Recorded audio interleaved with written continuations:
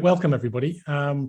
If as we run through this webinar, you want to ask anything, and I'm talking actually more to you attendees than panelists, because the panelists know the drill, but the attendees, just jump in, like whenever you want, hit that little chat button at the bottom of your screen, ask whatever question you want. And honestly, because this is a small but perfectly formed audience, you get a lot of love. So if you ask a question, you're probably going to get the answer. So make sure you use that. And it actually works for a much better webinar if we get questions. Otherwise, you're going to hear us all drone on, and that's fine. We've got lots to say, but we might not always hit the mark. So definitely, if we're missing something, you let us know the question you've got. And as Tyann said, ask the questions here. She's just posted one in the chat. Okay. With that, we are here today to talk about Book Direct and the different tactics you can utilize to try and get more of your bookings directly to you, as opposed to coming through the OTAs like Airbnb, Booking.com, etc. We're lucky enough here to have a bunch of panelists who are really clued up in this kind of discussion. But without stealing their thunder, we'll ask them to introduce themselves. So Tyann, do you want to take it away? Absolutely. Thanks, Andy. Hey, everybody. I'm Tyann Marsink, and I'm the Queen of Guest Experience here at TouchStay. But I am also a property manager who started out 15 years ago as a vacation rental owner with one property. So I do give that different viewpoint of large houses here in the Midwest, as our Branson properties are between 4 and 10 bedrooms, and we focus on 3-4 generation families. And then our wine country places are historical and as small as a tiny house. So I get to see all kinds of the run of the gamut, including people making a road trip across the United States and wanting to have a single night stay. And I'd like to introduce my panelists. And if each of you could please just kind of give a little bit of your background of where you're coming from, because we all know how much location and type of property makes a huge difference on your perspective and what you're bringing. And each of you have a very different one, and that's why we have you with us. So Katherine, if you could start, please. Hi, I'm Katherine Daniel. I'm the joint owner with my husband of Little Quarme Cottages and Weddings. We have 6 cottages. We sleep up to 22 people. So we rent the cottages to individual groups, but we also rent the whole site to groups, and we do quite a lot of sort of multi-generational groups, family get-togethers, and we also market for weddings as well, when they can actually come and get married here. We're a licensed wedding venue, put up a marquee, and they have a whole weekend here to celebrate a wedding. My background is actually in tour operating, so whilst this was a new venture for us 5 years ago, I have worked in travel and tourism pretty much all my working life. So a big change, but not wildly different. Wonderful. Thank you. Monica. So I'm Monica Edwards from Morehead Manor Bed and Breakfast, located in Durham, North Carolina. Queen of the South, I guess you would say. My husband Daniel and I own a 5 guest room bed and breakfast in over 9,000 square feet of a 1910 colonial Bible style home. We can accommodate up to 12 people overnight. We also do events as well, including weddings, birthday parties. So we have lots of good fun things that go on here at the inn. And we just celebrated our 25th year in this wonderful industry. Awesome. That's wonderful. And congratulations. Thank you. All right. The guys, Mark. Thank you very much. So my name is Mark Simpson, and it is so interesting to be on this panel with Katherine and Monica, because my background is from a farm stay business, very similar to Katherine, but also as well, we had a bed and breakfast element, which obviously Monica has. I've been involved in hospitality since the age of 4, which believe it or not is like 34 years now. And I grew up in it. I was just so used to having strangers in my house every single day. I just grew up thinking it was the norm to have a stranger in my kitchen when I came down in the morning for some Cocoa Pops.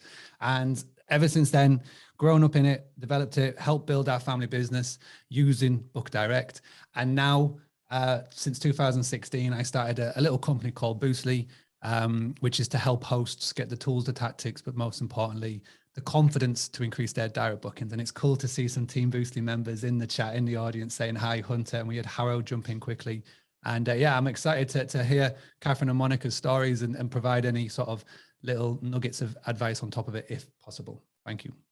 Thank you, Mark. And Arthur. Hey guys, my name's Arthur Colker and I'm the founder and CEO of StayFi. I have a little bit less experience in the hospitality industry than the rest of my colleagues here, but super excited to be here. So my background's in digital marketing and branding, which I consulted for a bunch of short-term rental companies before starting a Wi-Fi marketing and management business called StayFi, which was founded in 2018, and super excited to hear what everyone has to say on this panel because it's a fantastic group of people. Thank Amazing. you. Andy, back over to you. Thank you. So let's get into it. I think the first question everyone wants to know is how much direct bookings do you get? So Katherine, percentage of direct bookings that you get. Right. So direct bookings percentage in 2021 was 88% direct. Phenomenal. That's great. Monica? I'm running about 95%. Okay. So we've established 2 people who are driving virtually all of their bookings direct to their website. So thumbs up. The question really is, how on earth did you do that? And that's not an answer that we're going to get in 2 minutes. And that's why we're here on the webinar. So let's have some more direct kind of questions. So Katherine, talk to me about your 85% or 88% direct. I mean, that didn't come overnight. So what are the sort of things that you did to get there? How long did it take? Absolutely. Well, we bought the business 5.5 years ago. And the percentages were much lower then, to the point where our predecessors were struggling for business and they'd actually signed up with a number of OTAs just to try and build the business to get volume so they could actually sell the business. So my estimate is it was probably about 50-50 back in the day, 5 years ago. I think what we've done is fundamentally just improve the quality of what we offer. We're on site, we have time for our guests, so the actual guest experience while they're here is professional. It's not overly friendly. We're not friends with our guests, but we're professional with our guests, and we try and preempt exactly what they want, and we provide them with everything they need, and we try to be the experts on the local area, which was one of the reasons we signed up with TouchStay a few years ago, because it just epitomizes sort of the whole expertise angle, which is what we're trying to do. And are you, because you're taking that approach with your guests, are you finding that your repeat business is strong? So out of that direct booking, is it a lot about people coming back again? Absolutely. Our direct booking, our repeat booking percentage so far in 2022 is running at 59%. Some guests even come back. Well, we have one set of guests who come back 4 times a year, but it's not unusual for guests to come twice a year for a week or so each time. We are situated in the most wonderful countryside. We have the most stunning views, and guests can't get this anywhere else. They come here just to be able to walk out of their cottage door and drink in the view, and walk their dogs in beautiful countryside. So your direct booking success is in a fairly significant way influenced by the ability to which you can get your guests to come back again. And that is in turn a factor of not just your service, but the type of place you have and where you're located. It gets them to come back. Absolutely. And the other thing I think we very much try and do is value our guests. So we actually offer loyalty discounts to guests who come back once, twice, and the loyalty improves until once you come back 3 times, then that's as good as it gets. But we offer monetary discounts to repeat guests, and we dreamt that up really when we first started here, because we were putting our prices up by so much because they were so cheap. We felt we had to keep our loyal guests on site, and having done it, now we know that they really appreciate it. And it's something, I won't say they expect it, because many of them actually write and thank us for it. It's percentage discounts, but we also come up with, little gifts like a bottle of wine, that kind of thing, which just makes them feel special and valued. Can I just ask a quick question? Katherine, this is amazing, and I love that you do that. How are you adminning it? How do you run it behind the scenes? Is it all on pen and paper, or do you have like a Google sheet going? How are you adminning that? I basically, pen and paper. No, I run it through actually our account system is how I do it. So the account system is actually the automated bit of it. I mean, we obviously have an availability on our website. What we don't have is live booking, but we do have availability. And then I run all the customer data through the account system. Yeah, I love that. Great work. Monica, in terms Yes. of your repeat business, that's a lot smaller, 20, 25%. So Yes. you're succeeding with Book Direct less because of your repeat bookings and more because of something else. What is this mysterious something else that you managed to Well, succeed I in? think the other thing that helps us is that when people come and they have a great time, we, with the 20 to 25% that are repeat guests, when they come back, they bring other people with them, or they tell their friends and bring and have their friends bring other people with them. So we do that. And since we are a small property, it's not very hard for us to fill up very easily. So if we have a couple or two that come in, we'll basically say, hey guys, you know, have you thought about doing a couples weekend with some of your best friends? And especially during opening up since COVID, people are more comfortable with bringing their bubble with them versus being in the house with people or in a space with people that they don't know. We foster the relationships. We always sit down with our guests at breakfast time and act as ambassadors to the city to find out what it is that you're coming to the city. What are some of the things you like? What do you not like? And we try to direct them to do those things while they're here in the city. I think one thing about Monica's business which is really cool, is that if you were to look at it like you look at the repeat guest number just on a singularity basis at 20-25%, you'd be like, oh, what's that? But you look at the direct booking number, which is so high. So what does that tell you? Is that maybe that the guests aren't coming back, but one thing you can't track and you can't monitor is that social proof, that social word of mouth. Mm-hmm. So they're going to go home and say, hey, I had an amazing time in North Carolina. I stayed with Monica, guest house, fantastic. She really looked after us. And you can't track that. You can't put that on a thing. So for me to say, yeah, maybe the repeat guests, 20-25%, but the direct booking number being so high, it tells me one thing and one thing only: fantastic business, fantastic stay, and people are going home and raving about the business and the model. So yeah, amazing stuff. I think, Monica, you also have a niche way to get your word out, and it's part of social too, with the radio. Can you tell everybody more about that? Yeah, Radio One, which is a large Black radio conglomerate in the United States, basically has a campaign to push Black-owned businesses. And for each one of their radio stations in the major market, well, all the markets, not just the major markets, what they do every Tuesday, they pick 5 Black-owned businesses, and they do all this for free and give you airtime. So they talk about the businesses that they're promoting for the week at least twice in an hour. And then every Tuesday that changes. But then if you go directly to their website, they have a directory that includes all of those people who have signed up to be included in these advertising. Yeah, it's amazing. I really like the fact that your USP is not about the amenities you have or the location you have. It's about the culture. And I think that it's so hard sometimes when businesses think about USPs to make their properties sound different. Like if you've got an apartment in a city, how is that different from another apartment in the city? Whereas you've shone a light on this idea of thinking about your difference as being cultural and actually talking about that and making it an important part of attracting the kind of guests that want to be with a culture that they've chosen as opposed to something unknown. So I think that's really interesting to think about USPs in that way. Katherine, you spoke about USP being important in your business as well. The USP for you is what? The farm stay, the views, It's the views in the countryside. It's the fact that people we have gardens surround, each cottage has its own garden. So that's very important for dogs. So it's thinking through some of the little things that it's taken us a little while to think through. Well, each cottage had a garden, but they weren't fully enclosed, so the dogs could escape. So that irritated guests. So each cottage now has a fully enclosed garden, but we have wider gardens so they can wander, and people find it very quiet. They love that. They get away from the noise of the cities. But then they can walk from here with their dogs. And one of the things that we've done, sort of touching back on the whole thing about experts and trying to help guests have the best experience while they're here. Many of them who've been coming for many years didn't realise that you could actually walk from the door and all the variety of walks that you can actually do from here. So we've put together a whole group of walks that you can actually do from the door. You don't have to get in your car. It doesn't cost us anything.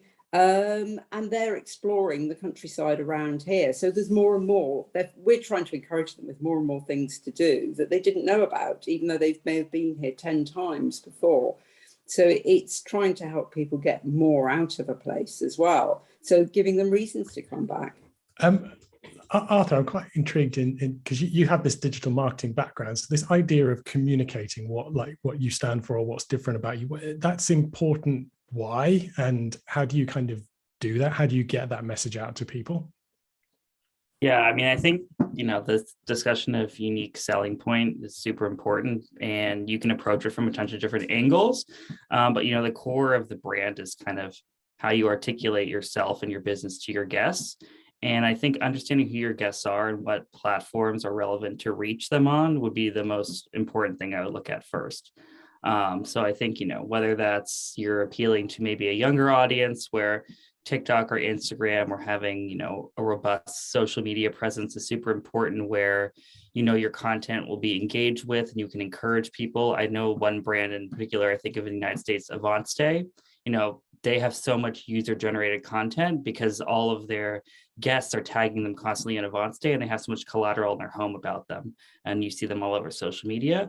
But if maybe you're appealing to a slightly older demographic who's doing weekend stays where maybe Facebook is more relevant, email marketing, really understanding who your audience is, where they're spending your time, those are the platforms that I would invest in to generate content and engage those guests to drive repeat stays. And I think one really important thing that was just spoken about was giving people a reason to return, especially if you operate in like a seasonal market, like a ski destination, where maybe people aren't aware of the type of activities that people are working on there, like biking or other reasons to return to that destination. So understanding other ways you can drive people to your destination during lower seasons when they may typically only come there for one reason during one time of the year.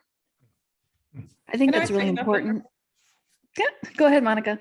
One of the other things that we have going for us too is that we're in a very walkable location too. We have like a performing arts center within 2 blocks. The Durham Bulls baseball park in the center of the city is less than a 15-minute walk. And especially a lot of times when we're marketing to people that can get here in a 4 hours drive time.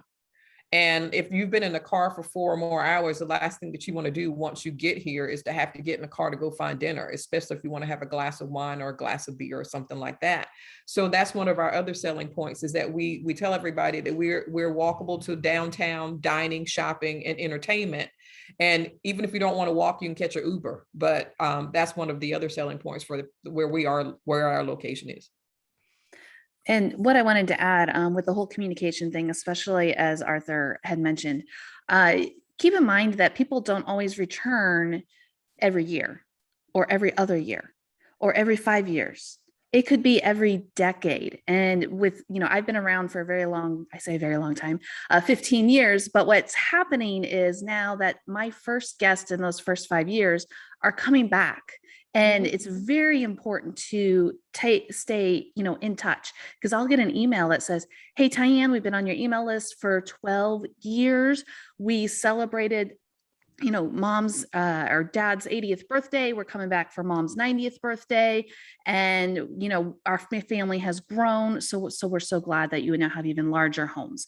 So keeping in touch is super important. And I do personally use StayFi as well, Arthur's business. And what is really important is you're getting more than just your booker's email, you're getting your entire party's email.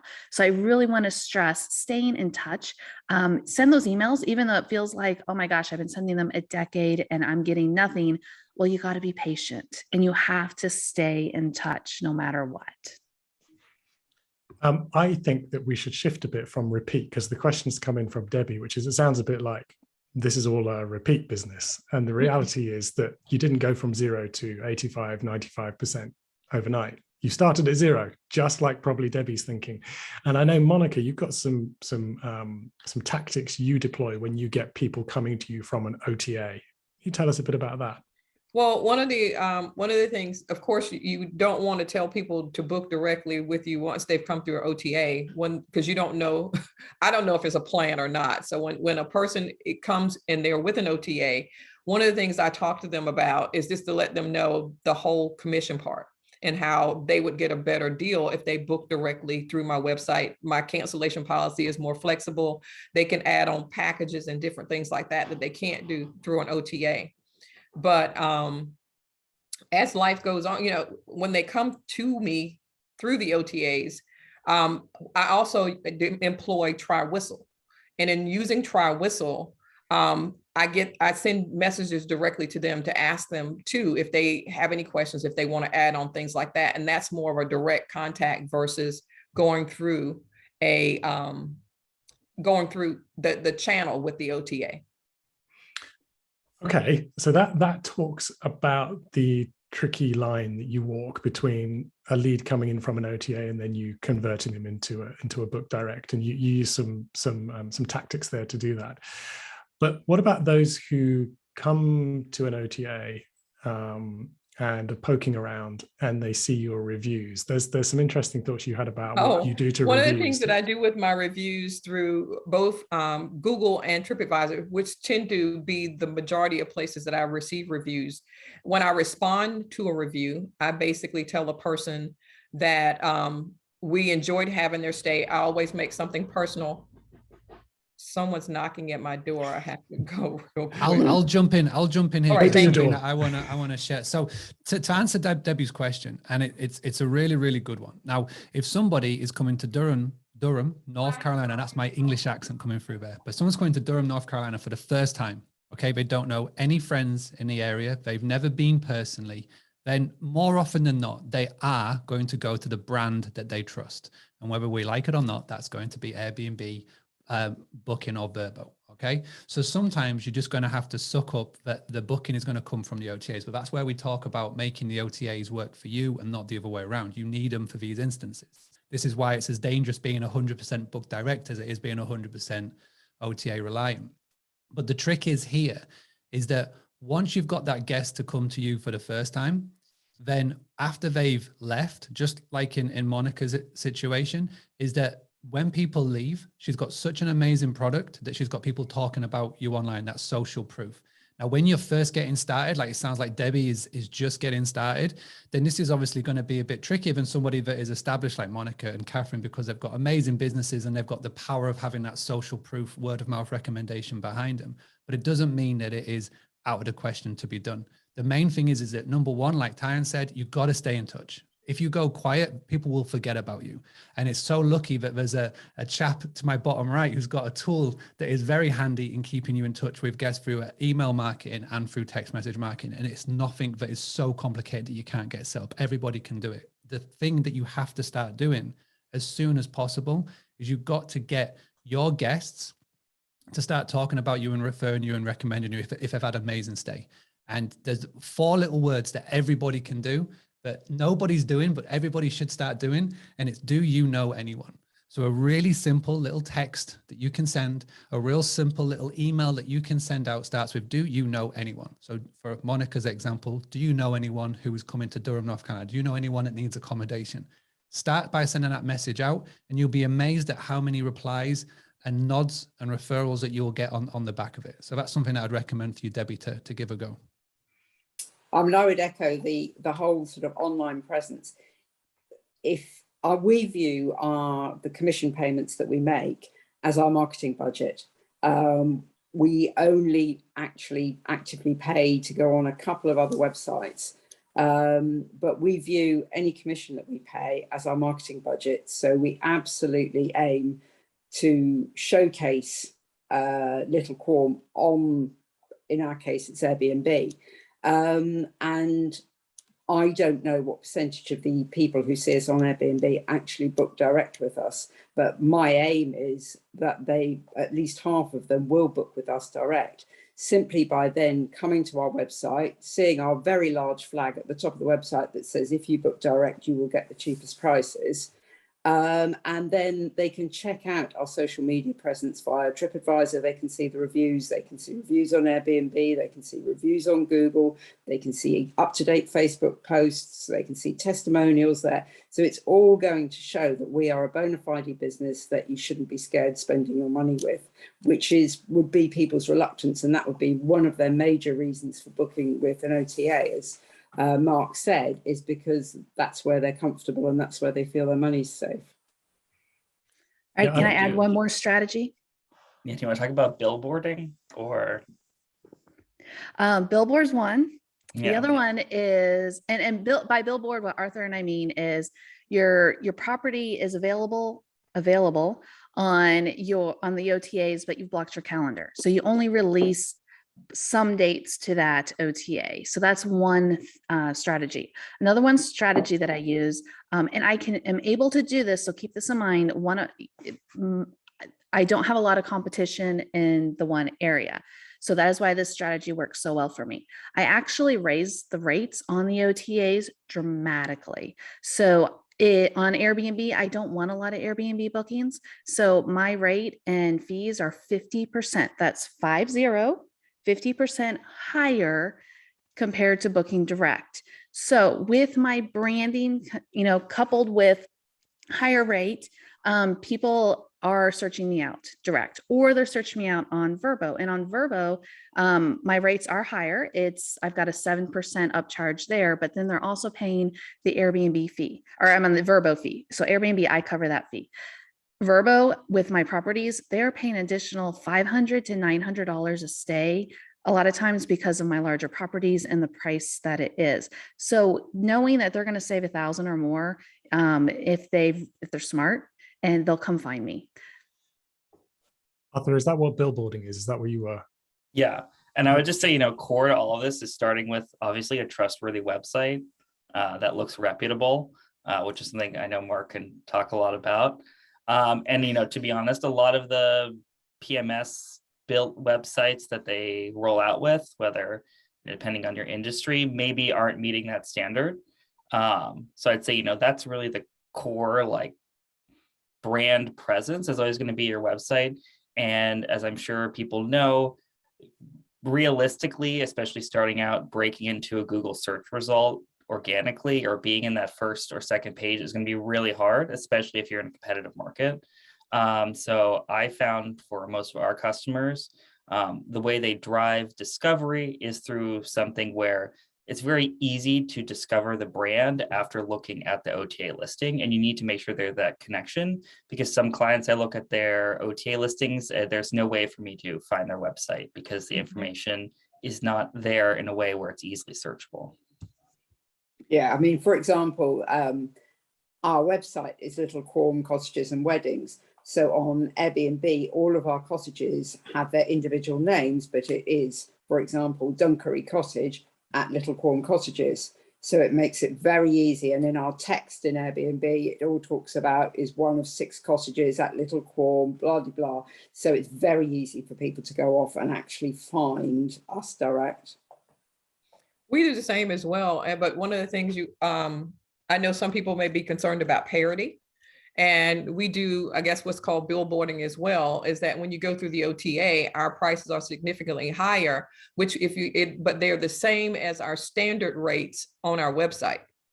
And you'll see another listing on our website. When you look for availability, it will say book direct discounted pricing, which is significantly less than our standard pricing, just so that we will remain in parity with the agreements that we have with our OTAs. So I've got a little hack on this that I can share with everybody. And rate parity is becoming to be less and less of a thing thanks to our neighbors in Europe and Australia. It's becoming less of a thing and being less of an objective, because when I was really in the family business, 2013, we were always so wary of the fact that we signed these agreements with booking.com that our price on our website had to match the price on the OTAs. We got around that with discount codes, but now it's becoming less of a thing, which is amazing. And here's something that the PMS providers, so property management software providers, are doing, which is so cool. So insert any property management software, you go onto the dashboard, and there's now a little function on the good ones where you can mark up your prices on booking.com, Vrbo, and Airbnb. Last summer, I tested this with one of our clients in Spain, and we marked up the price 40% from the website to booking.com. But then what you then do is you then take advantage of the OTAs. Again, make the OTAs work for you and not the other way around. So we'd mark the prices up 40% on booking.com in their extranet. And obviously, if anybody's gone onto your extranet on booking.com, you know they hit you with opportunities all day long. Try this, try that, try that. One of them is give us a discount. So you go on there and you say, yeah, okay, let's take advantage of the discount. Now, when you take advantage of the opportunities, you get the SEO boost on booking.com. So the SEO boost means that you have more visible to more people. So let's just say you go put a 20% discount on your rates on booking.com. Now, for some people will go, well, hang on a second, 20%, but let's not forget, we've already marked the prices up 40%. So now, even with a 20% discount, we're still 20% more from what our book direct is. But what you're doing is you're getting advantage of the algorithms and the SEO of booking.com. So they're getting your name and your brand everywhere on the search to a lot more people. But like Katherine and like Monica is doing, is even when somebody lands on your listing on an OTA, you're branding your business, you're making it sure and obvious that you are not doing this as a part-time hobby. This is your business, and they can find you online if they've got a question to ask you. So then it drives you from the OTAs back to Google search, which then drives you to your website, which is then how you're going to pocket that direct booking. So give that a go. Great hack. Yeah, it's a great hack. It takes a bit of confidence though, doesn't it, Mark, to say, you know, Well, I'm going to price myself out. If only there was a book that like literally labeled everything on how to do this, and a step-by-step guide, which costs less than $20 on Amazon, and you can pretty much get it on Audible, Kindle, or print, but I don't know where that book would be. Fantastic. I want to talk a little bit about pricing there. We did talk, we spoke about the hacks, but dynamic pricing is everywhere at the moment. I'm quite intrigued as to what, because I think somebody mentioned, I think it was Katherine, you actually do the reverse of what most people would think when you've got a product, is where you generally gradually increase your prices. Given that you've got 90% coming back to you, you're actually reducing your prices because you're giving them discounts. Yeah, we may be, I mean, you could accuse us of being naive and, you know, maybe our regulars would pay full price. But I think that's for us, it's part of making our regular guests feel valued. And it seems to work because they keep coming back and they keep coming back for more. So we have put our prices up probably by 50% since we took over 5 years ago. We have put them up by, like everybody, I imagine, by a large amount for next year. And so far, people are rebooking for next year. If we then took off the loyalty discount, I think that probably most of them would, but it's enabled us to give people that kind of loyalty and that kind of warm, cuddly feeling. And it's worked for us. So I think we will carry on doing it. And I do accept it's very hard to take it away now we've started doing it. And that's one of its flaws. I do accept that. But I think you're not in a short-term business. I mean, you're in the business. You're not here for 1 season or 2 seasons. You're here for years. And I think the goodwill that fosters is worth way more. You could make a bit of money extra. I'm sure you could. But the fact that you're driving a lower cost repeat booking back to you, and net, you're probably still increasing your prices, because what you're doing is just saying, unfortunately, we've had to increase this year 10%, but you're coming back to us, so we're going to give you 5% off that. You know, you still net up. So Monica, what do you do with your pricing? Currently, well, one of the things I did coming out of COVID was I put a surcharge on a one-night stay. So, because it's more labor for us to have a one-night stay. We're turning over more rooms. So you pay anywhere between $20 and $50 per night if you're staying a one-night stay. But if you're staying more than one night, you do get a discount. But one of the other things that I've done is employed yield management with Think Reservations is occupancy driven. And sometimes it amazes me that even my smallest room in times of high occupancy is going to go more than my largest guest room, and people don't mind paying it. Interesting. Pricing, Mark, good of you on that, other than the hacking? I think with everything, it's all dependent on the current state of demand and what's the market like and all that jazz, depending on the time of the year. I absolutely love dynamic pricing software tools, because what it will do is it gives you not just like what you think, what you assume, it gives you the data that is behind it. And there's some really cool tools that are available now to host. Doesn't matter if you've got 1 property or 100 plus. It was the biggest mistake that we made 10 years ago. Literally, when it came to pricing, we just put our finger in the air and go, okay, what are we doing? Let's just put it by $1 or £1 every year. It was ridiculous. But now you've got to take advantage of the software and the tools that are available. Price Labs, Wheelhouse, Beyond, there's loads, and there's more and more coming, which is so cool. My one advice with pricing software tools is set it up by all means, but don't 100% rely on it. You've got to still have your little instinct. Like Catherine's instinct is obviously looking after the regulars, and that is not naive in any way, shape, or form. That is absolutely genius, because if there's one thing that I know about this industry, we live and we die on our reviews and our super fans that we create. There's an absolutely no wonder to me that you've got such a high return rate of people coming to you. It's because how you look after your loyal guests. And it's my mission, it's my job to try. Now what I'm trying to create is a tool that will bring in loyalty programs that we can have it for everybody, and we can try and automate it where it's not just pen and paper done on account. And I'm trying to bring it to the mass levels, because it's something that is missing from the short-term rental bed and breakfast industry. Like the hotels have access to all this cool technology and stuff. I'm trying to bring this in now to short-term rental hosts. So it's something that is so powerful. You definitely got to take advantage of it. Bed and breakfast owners can take advantage of it. Small hosts can take advantage of it, but definitely do use it, but also keep your smarts about you as well. Very good. Tyann, you've I know that you've spoken about the pricing where you've said you've put it up 50% for billboarding effects, but I know you also do manage your pricing, and you have got some very big places that attract big ticket sums of money. Mm-hmm. And I think there's a lot of people out there that would be thinking, let's make hay while the sun's shining, and everybody's interested in our sector, and let's jack up the prices. But because you've been through the last 2 years where that's been a thing, have you seen now coming out of the pandemic where people now can travel again and they have more choice, that there's a pressure downwards on your pricing?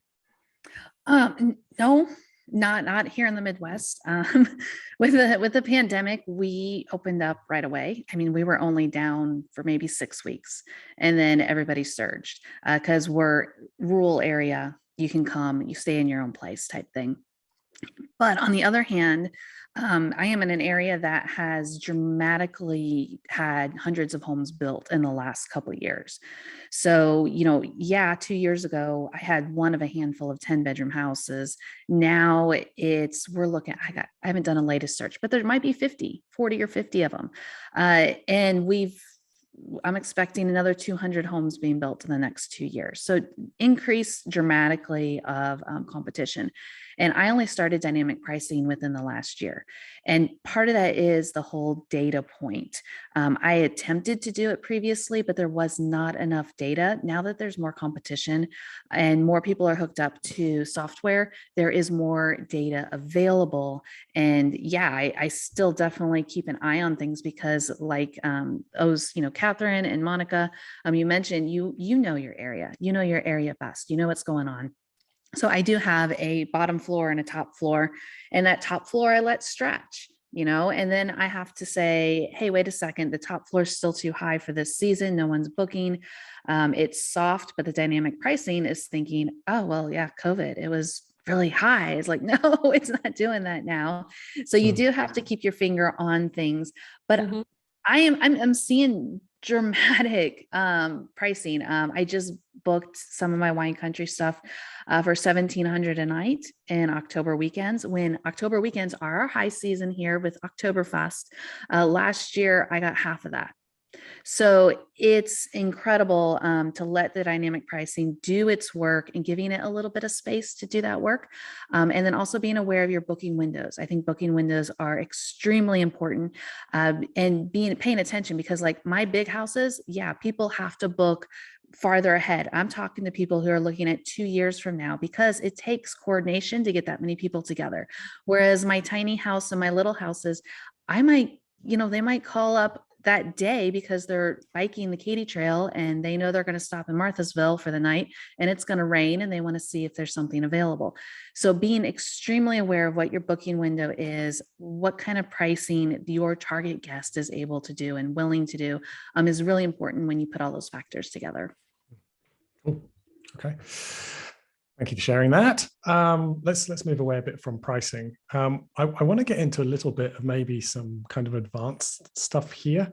And it may be the sort of thing that doesn't work. I'm one of those that's kind of a bit Arthur, I'm looking at you here. I'm thinking more of, dropping a Facebook pixel on your website, or retargeting people with AdWords and stuff. For me, I have a strong sense that that is a way to burn cash very quickly. But tell me, do you have a different view? Do you think it can work?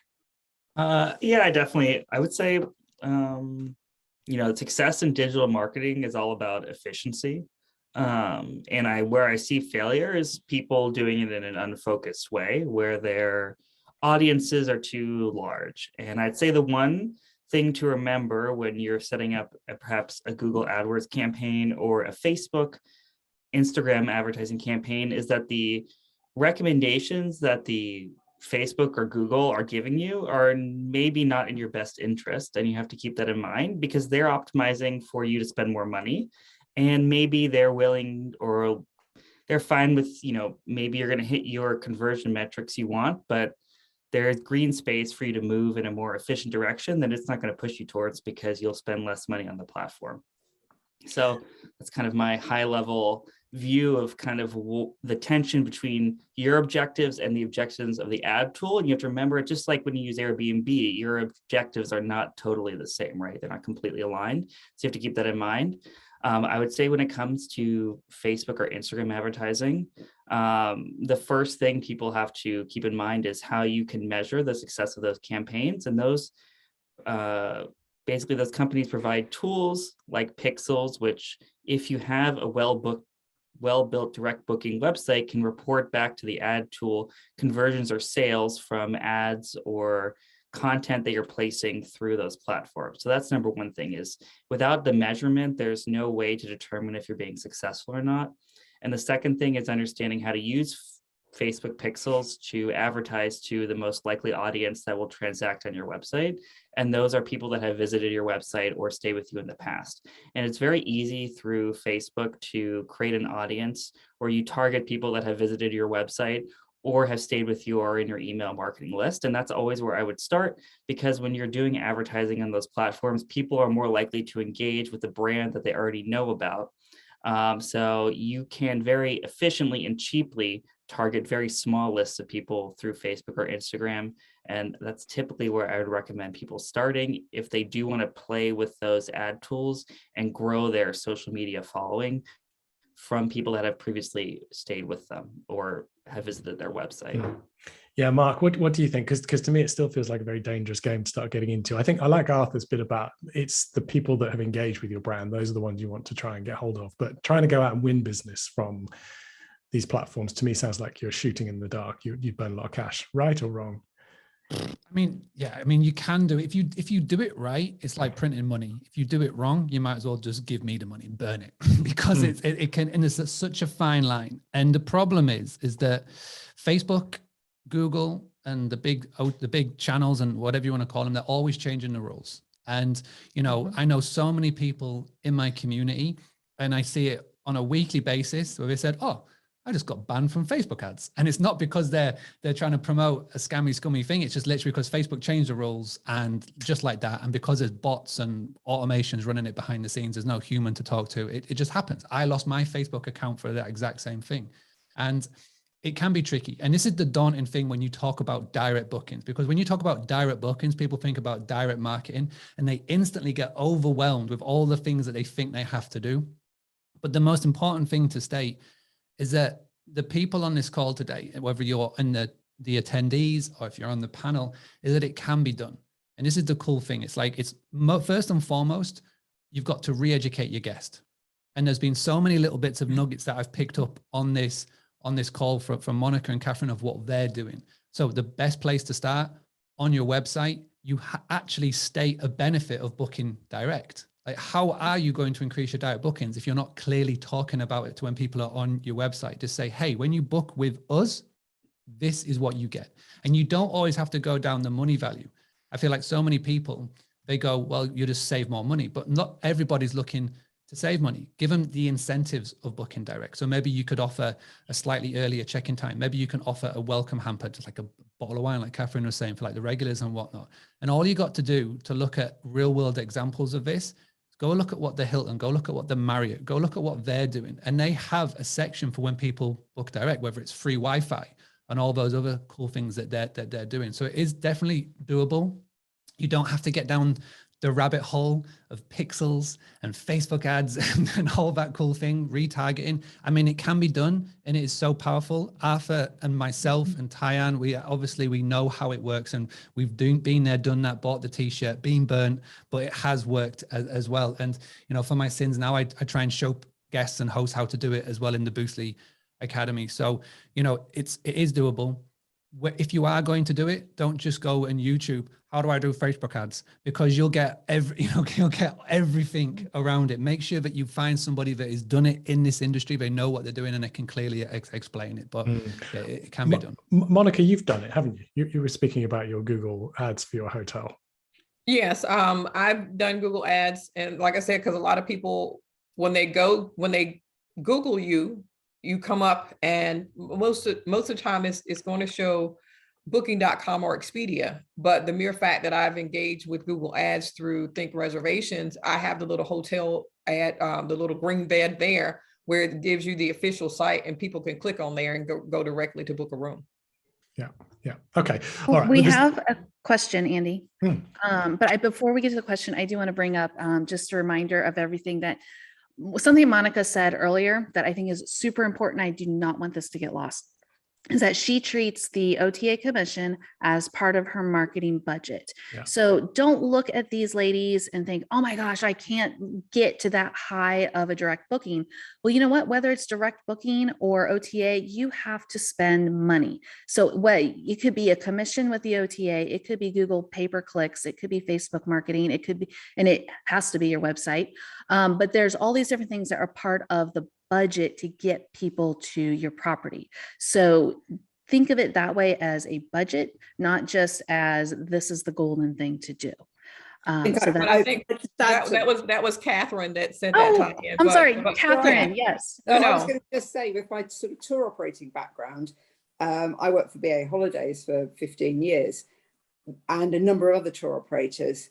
Every booking, we were always charged with trying to get as many direct bookings as possible. But in the end, the cost of sale was always at least 10%, whether you put it into your book direct marketing or into your travel agency commissions. It was pretty much no different.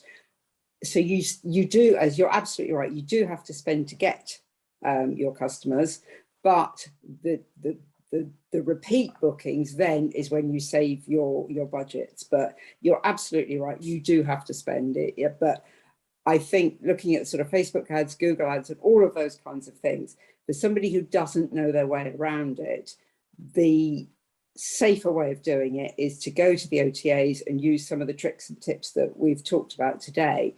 And also look at some of the advertising sites. You know, they'll be different in the US to here, but there are actually some very good sites where you can pay a relatively small amount of money to have an ad on there for a year. You just need to make sure that your text is correct and you keep it up to date with new pictures.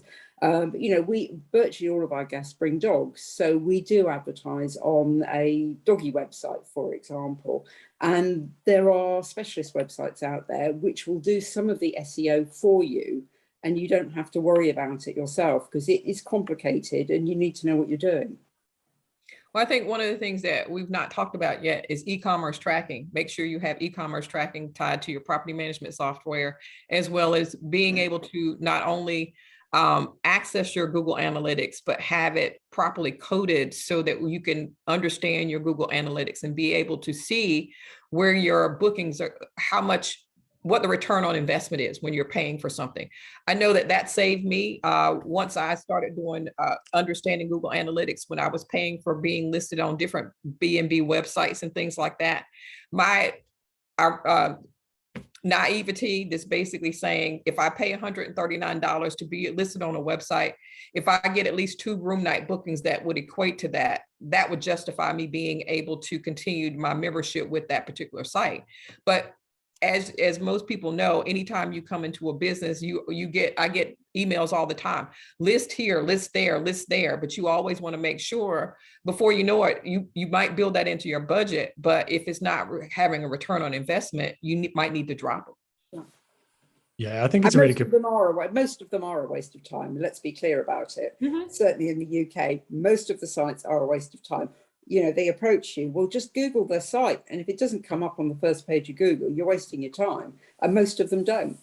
Yeah, no, Yeah. I agree. I mean, I think we started talking about some of the more sort of advanced stuff in terms of analytics and Facebook ads, social ads, banner ads, all this kind of stuff. But I think bringing it back to the things that you're really in your control now, as we're coming towards the end of the hour here. I think the last comment there from Debbie Mark, which I said you'd answer, I think that's probably a good recap, because that's talking about going back to the basics of using the channels to get people into your world. Well, the first question, which Debbie put, which is really cool, and it's something we need to focus on because we haven't yet touched upon it. And I'll just read out what she put. So, are any of you premium priced? ? I'm wary of doing Facebook, Google, Instagram ads marketing because I don't want to deal with the trolls who will bulk at my half price or high prices. Thoughts? And this is really important because every business in this room, whether it's on the panel or in the attendees, has got a different customer avatar. Now, a customer avatar is your ideal guest. It's the people that you want to walk through the doors. And this is a problem that every newbie makes in this industry. So Debbie, do not worry if you are sat there thinking, oh my gosh, how am I going to deal with this? Because everybody goes through it. But what I encourage you to do, and what I encourage everybody to do, is really figure out who you want to be staying at your property. Now, we are very lucky in the hospitality industry because we've only got a limited amount of beds. We've got a limited amount of heads to fit on those beds. We are not Amazon. We can't just keep churning it out. So you've only got a limited amount of supply. So you don't have to feed or home the billions of people that are on this planet. Okay, so try and focus on a core few demographic of who you want to feature and focus on. Now for you, it's going to be the premium priced guest. So don't worry if you're going to eliminate people who are looking for a travel lodge. And for anybody who's in the US, you will not have a clue what I've just said. Basically, Travelodge is your Motel 8. You know, you want to be appealing to the people who are going to pay a premium price. So don't worry about dismissing them, because when you try and appeal to everybody, you appeal to nobody. And that's really important. So, for example, Katherine, farm stay, fantastic views. I assume that the majority of the people that come and stay with her, because it's such a high repeat rate, is maybe a 3 or 4 hour drive max away. So there's like a circumference that you can draw around it. It was exactly the same for us. We had fantastic views, North Yorkshire moors, cottages, bed and breakfast, the whole shebang. We created a hashtag, which is #farmy. We just knew that people love to come and stay on our farms. All right, we had our customer avatar to a T. The people that will stay with Katherine are not going to be the This Is Essex crowd who are looking to go on a party down in Colchester. Again, if you're in the USA, you haven't got a clue what I'm talking about. But just to say, where it says This Is Essex, it's the Jersey Shore, right? So it's a different demographic. There's nothing wrong with There's nothing wrong with the Jersey Shore, Mark. I lived in Jersey. It's not all snooky and bad, you know. Well, I'm going to say we're not going to be looking to come and stay at a farm stay property, but that's by the by. But this is what I'm saying. You've got to nail down who your guest avatar is. And as soon as you do that, Debbie, and as soon as you do that, Hunter, then your life just becomes so much easier, because the copy that you put on your website, the post that you put out on social media, the guests that you come into your doors, the guests that you actually talk to about leaving a review and telling their friends, it becomes so much easier because you've got such a narrow focus on who you're looking to support and achieve. Now, obviously, you're not going to turn away somebody if they're literally on their door wanting to book. But if you do it over time, the referrals that you get, the guests that you get to arrive will be more in tune. Katherine's been doing this for a while. Monica's been doing it for a while. That's why the return rate is so high for Katherine now, because she's got people that come back 4 times a year, 3 times a year. They come back for weeks at a time. It's so much easier. So my advice to you, Debbie, figure out who your ideal guest is, and then life will become so much easier. And don't worry about the trolls, because they're not right to stay with you. And Can I also say something as well? I mean, when I've been doing this for 25 years, when we first started, we were the 4th bed and breakfast to open, and we were operating. And then shortly after we opened, there was another bed and breakfast that operated as well. The other 3 had been in business for at least 10 years. And we didn't see them as competitors. We saw them as companions. And so one of the things that we did, because we were all smaller properties, we pulled together and formed what we call the Inns of Durham, which was a 5-bed and breakfast in cooperative, which allowed us to do marketing that we could not do individually on our own. And so in getting to know the other innkeepers, what would happen is, since they were in business much longer than we were, and like you said, we only had a finite number of rooms. Our competitors were the hotels in the area. So if someone called, say, the Arrowhead Inn, which was the oldest inn in the area, and they didn't have any rooms available, because we had developed a relationship with them, they said, well, you might want to call the people at Morehead Manor. They may have a room available. So it does not, it may do goodwill for you to reach out to some of the bed and breakfasts that are around you and get to know them and let them know that you're there, because they're not really your competitors. They are your companions. Tyann, you do this, don't you? Yeah. Well, granted, my competitors are my family, so we have holiday dinners all the time discussing occupancy and guest problems and things like that.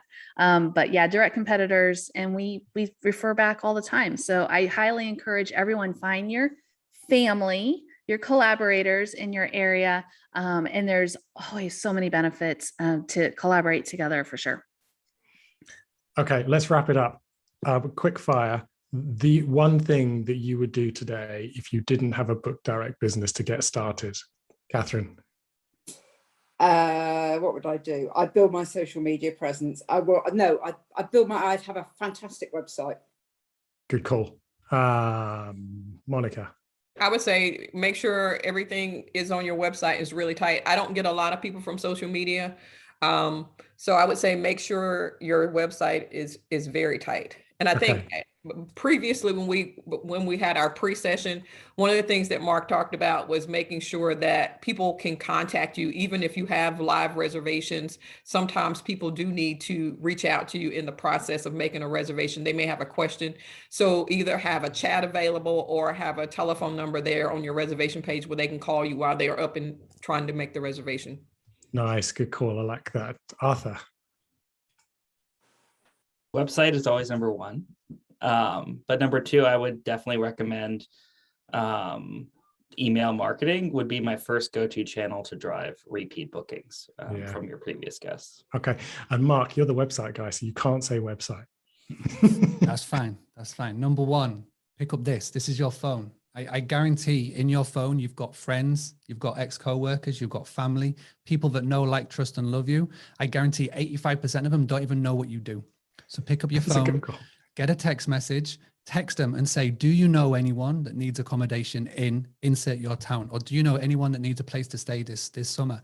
And send that message to 10 people today. Do it right now. Debbie, perfect example. Someone's just starting. Go and send it to 10 people right now. And then after those 10 people, message another 10 people. If they reply back to you saying, sorry, I don't, just say, hey, no worries. Bear me in mind just in the future. Number two, if they reply back saying, yeah, I do, say, fantastic. Do you mind setting up a group chat or sending me their details or sending them my details? If they book on your recommendation, I'll send you X, bottle of wine in a post, Amazon vouchers. It is so powerful. And number two, come to Boosly for a direct booking website. Okay, so I got something different. Go. Processes. Folks, you have to know how you're going to take that direct booking. What are your processes? How are you going to do all this? And also, when do you start? You start now. You start yesterday. I list a house as soon as I've bought my dirt. So Friday, I closed on buying some dirt. This week, it will be listed and available, and I will be telling the story. And then people can start thinking and dreaming and then booking. So there are some few things ahead of time that I think we sometimes forget about. Nice. And I will say the one from me, I was always told, don't forget the value of repeating yourself. Do not be afraid to repeat yourself. So if you've got something, put it on your website. If you've got something to say about your direct bookings, do it in your reviews, like we were talking about, mention it on the reviews. If you've got some social presence, do that. If you've got friends, like Mark said, they don't all know that you have this holiday business. So tell them. That would be what I'd say. Repeat yourself. Thank you, everyone. I've enjoyed the conversation. I think we had some really, really interesting points. I hope everyone who attended did too. And thanks for your time. I really appreciate it. Thanks, everyone. Bye-bye.